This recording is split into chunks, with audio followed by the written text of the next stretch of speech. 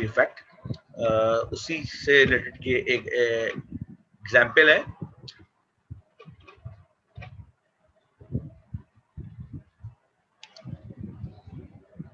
While conducting a photoelectric effect experiment,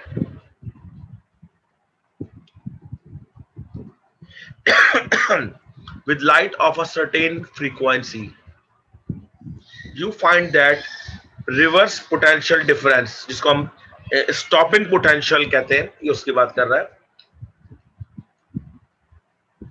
of 1.25 volt is required to reduce the current to zero. तो आप एक photo electric effect का experiment perform कर रहे हैं with using a light of certain frequency, और आप उस एक्सपेरिमेंट के अंदर ये फाइंड आउट करते हैं कि उसका जो रिटार्डिंग पोटेंशियल या रिवर्स पोटेंशियल डिफरेंस, या वो पोटेंशियल डिफरेंस जिस पर करंट जीरो हो जाता है, वो आ रहा है 1.25 volts. Point A, the maximum kinetic energy, कि जो इलेक्ट्रॉन अब उसके अंदर से इमिट हो रहे हैं उनकी मैक्सिमम काइनेटिक एनर्जी क्या है। Part B, the maximum speed of the emitted photo electron, और जो इलेक्ट्रॉन फोटो इलेक्ट्रॉन इमिट हो रहे हैं मैटर सरफेस से उनकी मैक्सिमम स्पीड क्या है। तो जो हमारे पास स्टॉपिंग पोटेंशियल यानी कि जो V नॉट, वो हमें गिवन है 1.25 वोल्ट।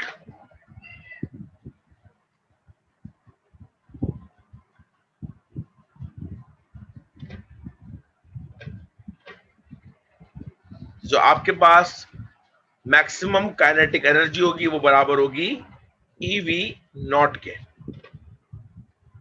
ये आपने अपने इंटरमीडिएट लेवल पे फॉर्मूला पढ़ा हुआ और पीछे भी हमने इसको स्टडी किया। तो चार्ज ऑफ इलेक्ट्रॉन आपका है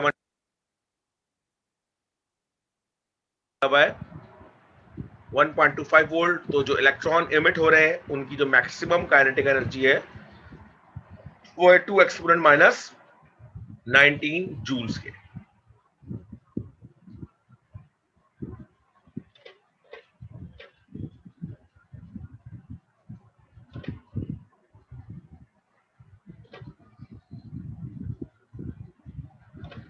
अब आपके पास काइनेटिक एनर्जी मैक्सिमम होती है हाफ mv मैक्स, यानी कि जब आपकी वेलोसिटी मैक्सिमम होगी आपकी काइनेटिक एनर्जी मैक्सिमम होगी। तो यहां से हमने v मैक्स को सेपरेट कर लिया है। काइनेटिक एनर्जी मैक्सिमम आपने ये फाइंड आउट कर लिए 2 exponent minus 19 coulomb. Mass of the electron आपको पता होता है 9.1 एक्सपोनेंट माइनस 31 kg, और ये आपके पास आंसर आ गया 6.63 एक्सपोनेंट 5 मीटर पर second.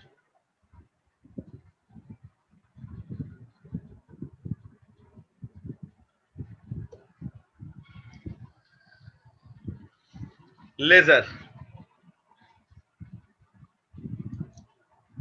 light amplification by stimulated emission of radiation। ये लेजर से ये बनता है आपका।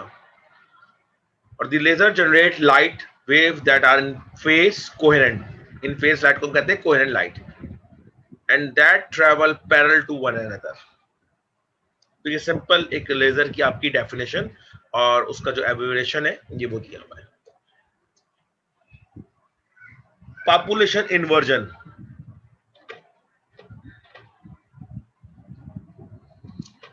मोर electron in excited energy state then in ground state, यानी कि आप अपने जो ग्राउंड स्टेट के इलेक्ट्रॉन है उनको इंसिडेंट फोटोन से की एब्जॉर्प्शन से, जो प्रोसेस हमने पढ़ा था उससे आपने अपने इलेक्ट्रॉन को एक्साइटेड स्टेट में पहुंचा देना है। और जब आपके एक्साइटेड स्टेट के अंदर जो इलेक्ट्रॉन है वो ग्राउंड स्टेट से ज्यादा हो जाते हैं, हम उसको कहते हैं पॉपुलेशन इन्वर्जन हो गई है। तो लेजर के अंदर आपको पता है सिंपल जो इसका प्रिंसिपल है वो ये है कि आपके जो ग्राउंड स्टेट पे जो इलेक्ट्रॉन होते हैं उनको आप फोटोन एब्जॉर्प्शन कराते हैं, ये नियॉन लैब के फोटॉन्स हैं, और आपके इलेक्ट्रॉन वो फोटोन एब्जॉर्ब करके एक्साइटेड स्टेट पे जाते हैं। एक्साइटेड स्टेट में वो स्पॉन्टेनियसली डिके करते हैं, और स्पॉन्टेनियस डिके के रेडियो एक्टिव डिके नहीं होता जो न्यूक्लियर फिजिक्स में आप पढ़ते हैं। और ये स्पॉन्टेनियस डिके करके एक और स्टेट होती है, उसको हम कहते हैं मेटा स्टेबल स्टेट, और इसका जो टाइम पीरियड होता है वो एक्साइटेड स्टेट से ज्यादा होता है, यानी कि इलेक्ट्रॉन एक्साइटेड स्टेट के मुकाबले में यहां ज्यादा देर स्टे करेंगे। और जब वो इलेक्ट्रॉन जो यहां पे एक बड़ी मिकदार में मौजूद होंगे और वो स्पॉन्टेनियसली डिके करेंगे, आपके पास लेजर फोटोन इमिट्स होंगे जो कि मोनोक्रोमेटिक होंगे और हाईली कोहेरेंट होंगे। तो सिंपल कोई भी लेजर आपके पास होती है उसका जो बेसिक स्ट्रक्चर डायग्राम है वो ये होती है।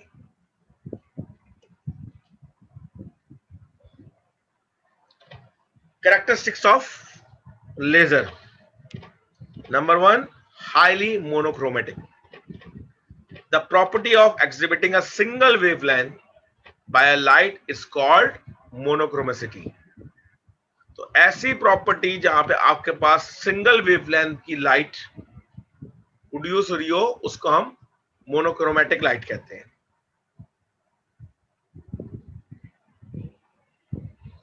High directionality,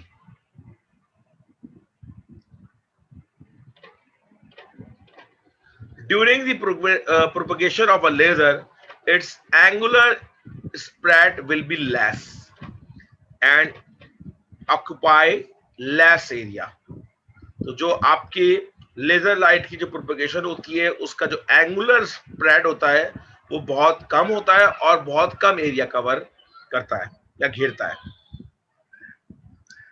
Hence it passes high degree of directionality.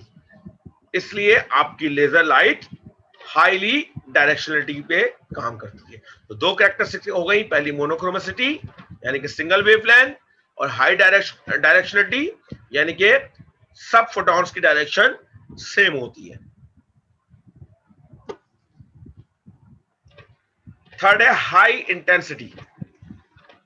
क्योंकि जितने भी फोटॉन्स हैं उनकी डायरेक्शनल सेम होती है, तो इसका मतलब है कि बहुत सारी बीम्स ऑफ लाइट बहुत स्मॉल एरिया में सेम डायरेक्शन के साथ मूव कर रही है, इसलिए आपकी जो लेजर लाइट की जो इंटेंसिटी होती है वो वेरी हाई होती है। High coherence, the property of exhibiting zero और कांस्टेंट फेज डिफरेंस, यानी कि आपके जो फोटॉन्स हैं उनके दरमियान जो फेज डिफरेंस है वो कांस्टेंट होता है या फिर जीरो होता है।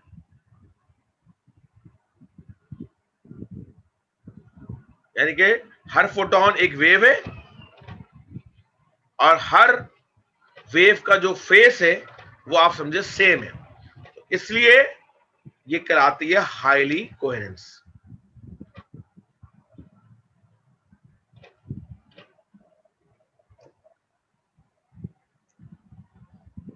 तो स्पॉन्टेनियस इमिशन और स्टिमुलेटेड इमिशन में डिफरेंस है। तो जो स्पॉन्टेनियस इमिशन जो कि आपको ज्यादातर रेडियो एक्टिव डिके में दिख रहा होता है, इनकोहेरेंट रेडिएशन होती है, और स्टिमुलेटेड इमिशन में कोहेरेंट रेडिएशन होती है, जैसे हमने पढ़ा। स्पॉन्टेनियस में लेस इंटेंसिटी होती है, स्टिमुलेटेड में हाई इंटेंसिटी होती है। स्पॉन्टेनियस में पॉलीक्रोमेटिक होती है और इसमें मोनोक्रोमेटिक होती है। स्पॉन्टेनियस में 1 फोटोन इमिट रिलीज होता है और स्टिमुलेटेड में 2 फोटोन रिलीज होते हैं। लेस डायरेक्शनलिटी होती है और स्टिमुलेटेड की हाई डायरेक्शनलिटी होती है। स्पॉन्टेनियस इमिशन के जो फोटॉन्स होते हैं उनका जो एंगुलर स्प्रेड होता है ड्यूरिंग प्रोपगेशन वो ज्यादा होता है, जबकि स्टिमुलेटेशन में वो कम होता है। एग्जाम्पल है लाइट फ्रॉम सोडियम, जो इमिट होती है वो स्पॉन्टेनियस इमिशन होती है, और स्टिमुलेटेड में लाइट फ्रॉम लेजर सोर्स। और mercury vapour lamp, ruby laser, helium gas, laser gas, ये सब आपकी सोर्स है लेजर लाइट को इमिट करने के लिए।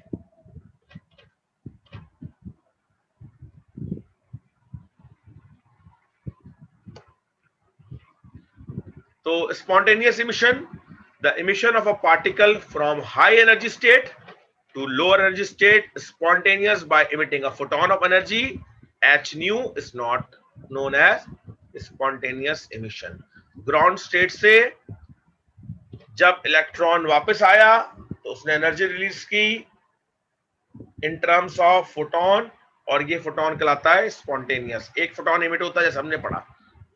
स्टिमुलेटेड इमिशन में आपके पास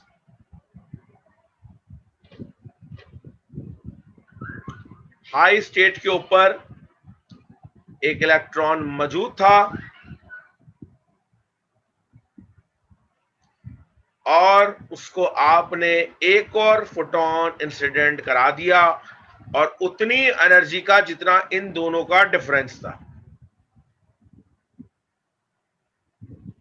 तो नतीजन जब ये इलेक्ट्रॉन अपनी ग्राउंड स्टेट पे आया तो इसने बजाय एक के दो फोटोन इमिट किए जिनकी फ्रीक्वेंसी सेम थी। ये कहलाता है आपका stimulated emission.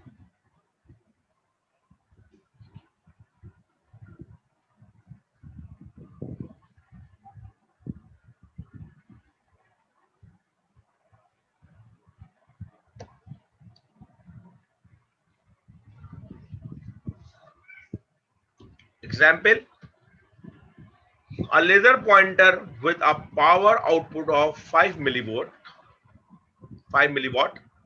emits red light with wavelength 650 nanometre. तो आपका एक लेजर पॉइंटर जो कि रेड लाइट इमिट कर रहा है, और रेड लाइट की वेवलेंथ 650 नैनोमीटर होती है, और आपकी जो लेजर की जो आउटपुट है वो है 5 मिलीवॉट। आपसे पूछते हैं what is the magnitude of the momentum of each photon. बताइए जो लेजर लाइट फोटोन इमिट कर रही है उनका मोमेंटम क्या है।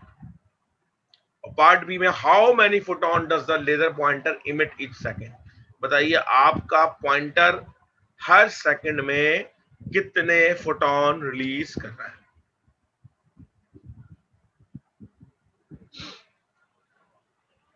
तो simple, P is equal to H upon lambda, H Planck's constant, lambda आपको गिवन है। ये आपके पास मोमेंटम आ गया 1.02 एक्सपोनेंट माइनस 27 किलोग्राम मीटर पर सेकंड। ये तो आ गया मोमेंटम।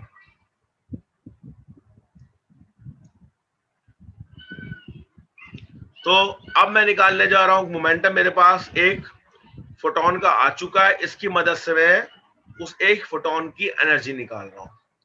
E बराबर होता है पी सी के। P गिवन है आपको, स्पीड ऑफ लाइट से आपने मल्टीप्लाई कर दिया तो आपके पास एनर्जी आ गई 1.91 इलेक्ट्रॉन वोल्ट। ये आ गई एक फोटोन की एनर्जी जो कि लेजर लाइट इमिट कर रही है। तो लेजर पॉइंटर आपकी इमिट जो कर रहा है एनर्जी, वो कर रहा है एनर्जी रेट का मतलब है रेट ऑफ इमिटिंग एनर्जी आपके आउटपुट की बात हो रही है, वो है 5 मिलीवॉट, यानी कि 5 एक्सपोनेंट माइनस 3 जूल्स पर सेकेंड।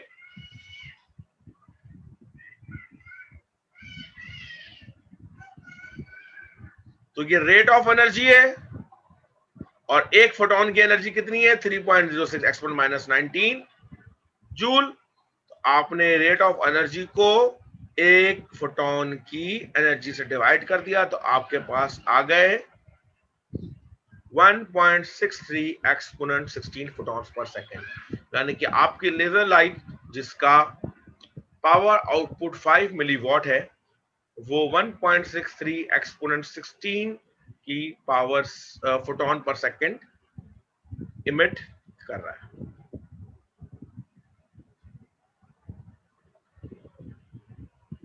इंशाल्लाह नेक्स्ट